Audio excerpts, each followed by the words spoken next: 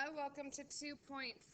In this lesson, we're going to learn how to solve for a variable, and then in 2.4 and 2.5, we're going to look at some various types of word problems and applications.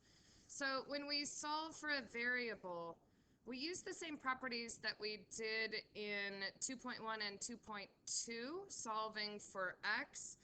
But here, we're not necessarily going to have the like terms that we did because everything's going to be a variable, or a lot of cases. And so let's look at our first example. We have ax plus by equals c. And I'd like to just take a second and do this problem side by side with the one I have here in red. And so if you were trying to solve this for x, what would you do here first? Well, we would probably jump that 2 over the equal sign by doing the opposite, because we want to get the term with the variable isolated. We want that guy to be all by himself on the left of the equal sign. So the very first thing I would do here is bring that 2 over by subtracting 2, and I would end up with 5x equals 10. If I compare that to over here and I want to solve this for x, each problem is going to identify a different variable. We're going to do the same first step. This term right here has to go to the other side. So I am going to subtract by from both sides of my equal. Draw my line. And then this ax comes straight down, just like the 5x did over here. And then when I go to write this piece, there are no like terms. So depending on the circumstance, which we will get into more in chapter 3, you can write this either way.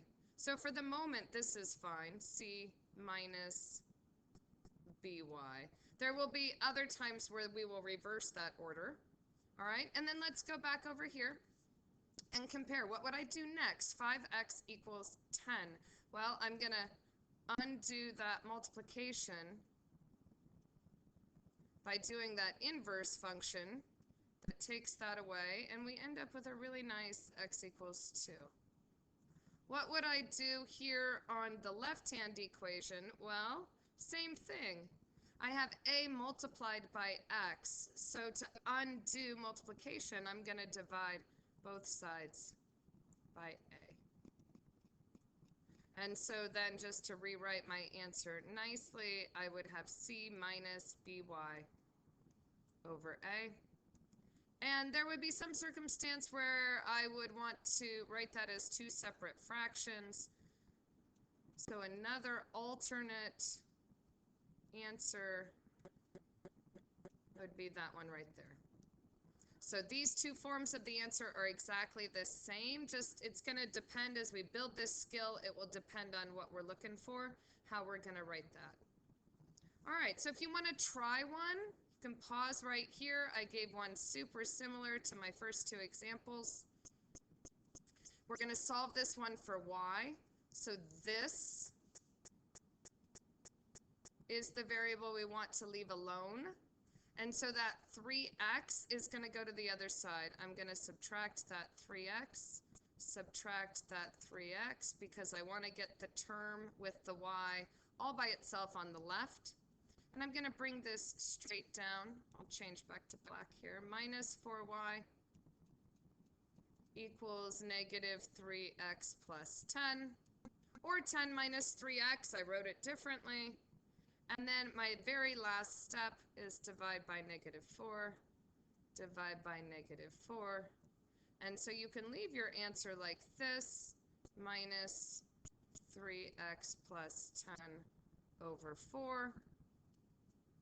You could write it as two separate fractions. And 10 over 4 reduces to 5/2. Or some of you might have even written it like this. If you're familiar with linear equations, y equals mx plus b, this is the one we are building to for that skill specifically, which is why I switched it when I wrote it. It's just habit. All three of these answers are equivalent, so you're fine for just practicing this skill. All All right, so there's a variety of things we could do. This one, solve for t. So t is right here. Sometimes they're very, very fast. This is a one-step deal. I would just divide both sides by r, because the opposite of multiply is divide. And so t is equal to d over r, but I'm going to write that a little bit nicer with t on the left. So final answer there. Solve for B1. I don't know if any of you remember this formula. It's the formula for the area of a trapezoid.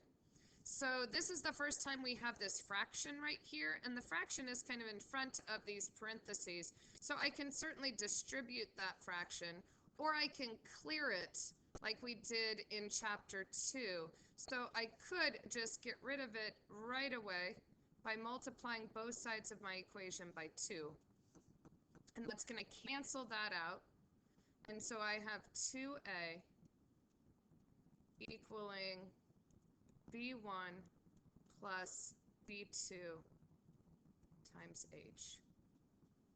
And I can distribute this h if I choose, or I can divide right here, both sides by h. I think I will probably choose to distribute it, so that 2a is just going to come straight down. And I have h times b1 plus h times b2. And now again, keep in mind, this is the variable we're trying to get by itself. So this is the term, the HB2 is the term that has to jump over that equal sign. So I'm going to subtract it over. Not used to writing in lowercase. I tend to, way before texting was a thing and capital letters were considered shouting, I've always been a uppercase person. So I have this. And so the opposite here, I'm one step away from being done. The opposite of multiplying by h is dividing by h. And that is going to undo that. So on this side, I'm going to have an h right there.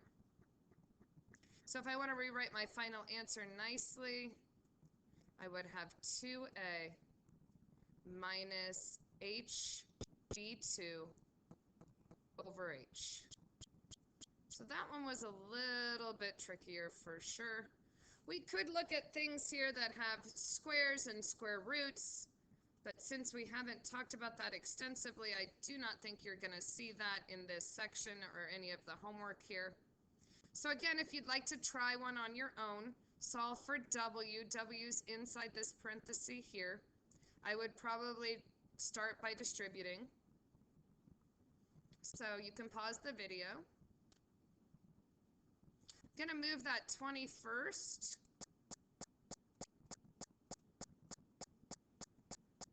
So I would have k minus 20. And then as we're getting more familiar with solving, I can kind of put two steps in one. I'm going to go ahead and distribute that on this side, 5w minus 5m. Since I want w by itself, if you have a highlighter, feel free to highlight your paper. So this is a negative here, so to do the opposite, I'm going to add 5m to both sides. So order here, it doesn't matter that much. I'll probably put the constant in the back. So k plus 5m minus 20 equals 5w. And we're one step away. Divide by 5. Divide by 5. So w equals k plus 5m minus 20 over 5. If you want to see what that would look like as three different fractions, it would be k over 5 plus 5m over 5, in which case those 5's would cancel, and I would have just m. And then negative 20 over 5 would be a negative 4.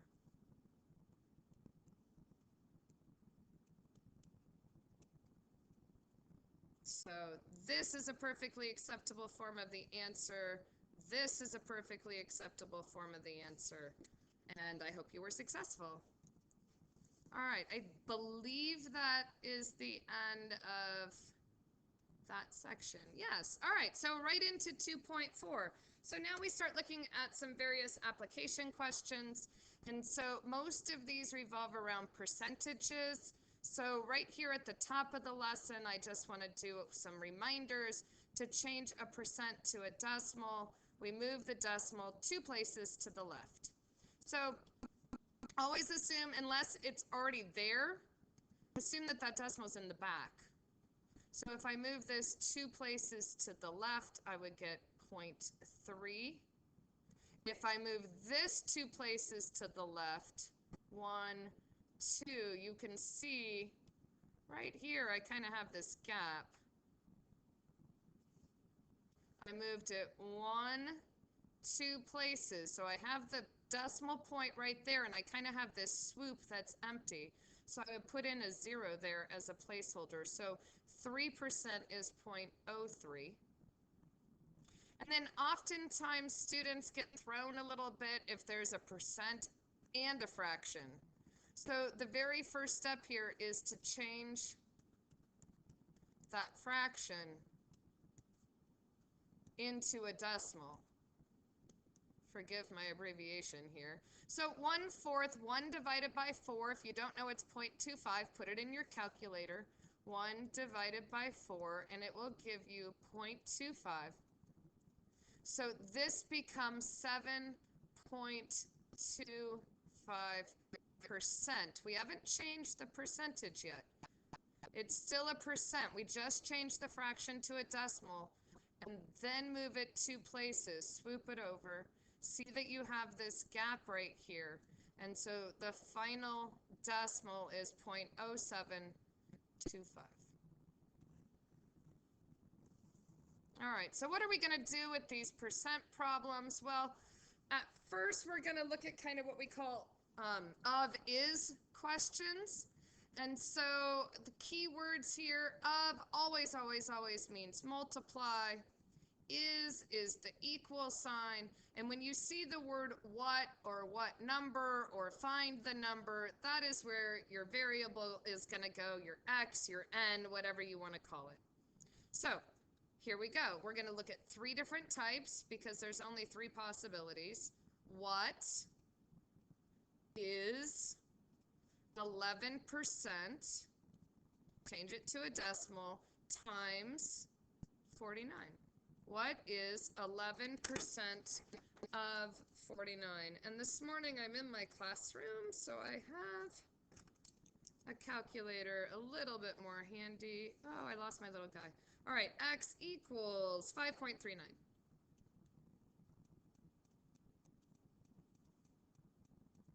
Let's do another one. 6.2. 6.2 is equals 18%, 0.18 times what number?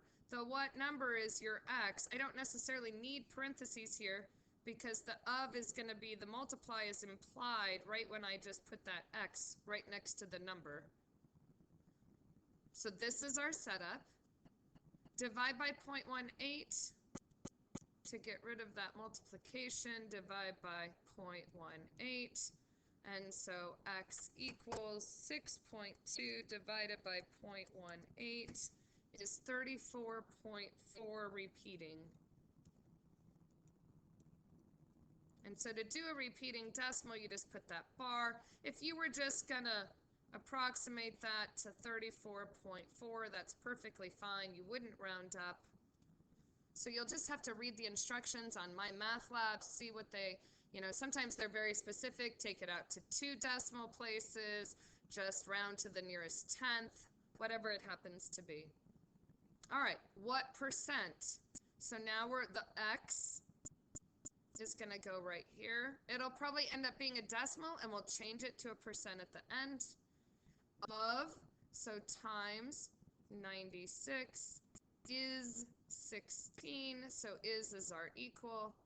So basically we're going to divide 16 by 96, we're going to get a decimal, and then we'll change that to a percent. So 16 divided by 96 is 0.167 or 1/6 repeating.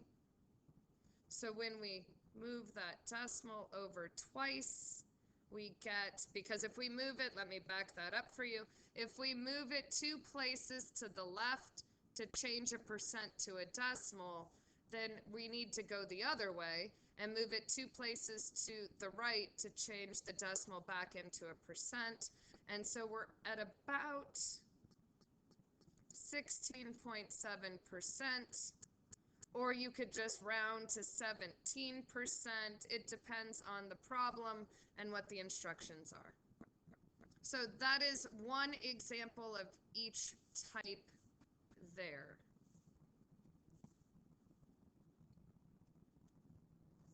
And now we're going to look at some different types of word problems. There are multiple to choose from. I don't tend to go over every possibility that's included in the online textbook. I just try to do a little smattering here. So to obtain her degree, Addie must complete 125 credit hours. If 20% of Addie's credit hours remain to be completed, how many credit hours does she still need to take? And so she still needs 20% of the hours, and she needs 125. So what is, if I want to translate this to kind of a what of is question, what is 20% of the 125 that is required? So that whole scenario can be translated to this. So what is the x is 20%, you can add that 0 if you wish, times 125. And the answer here would be 25 credit hours.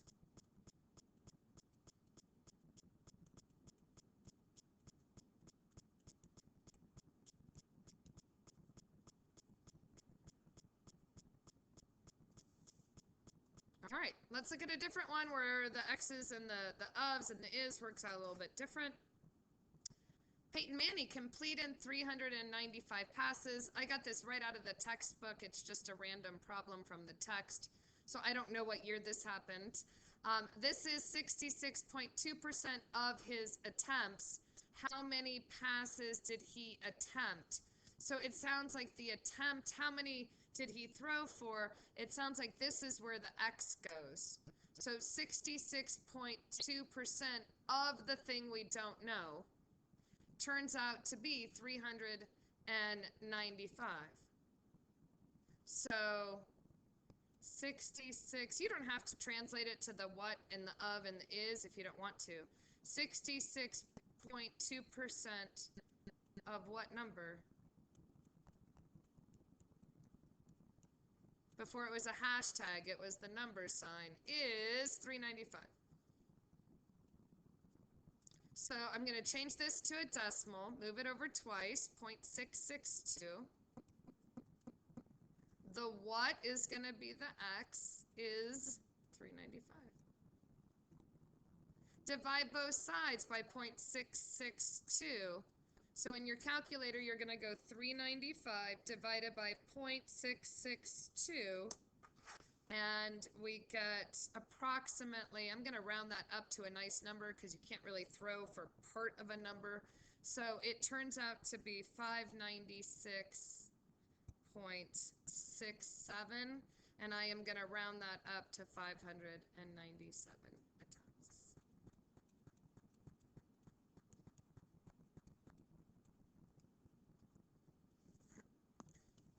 All right, and then here's one example of that last one where we're looking for the percent. So Selena left a tip of $12.76 for a meal that cost $58. What percent of the cost was the tip? So was is a different form of is, and so what percent times the cost was 58, so times the cost is or was 1276.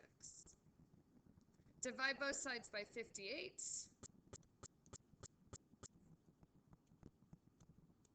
Go to your calculator. 1276 divided by 58. X equals 0.22. And that's it. This one works out really nicely. Change that back to a percent. So 0.22 would change to 22%.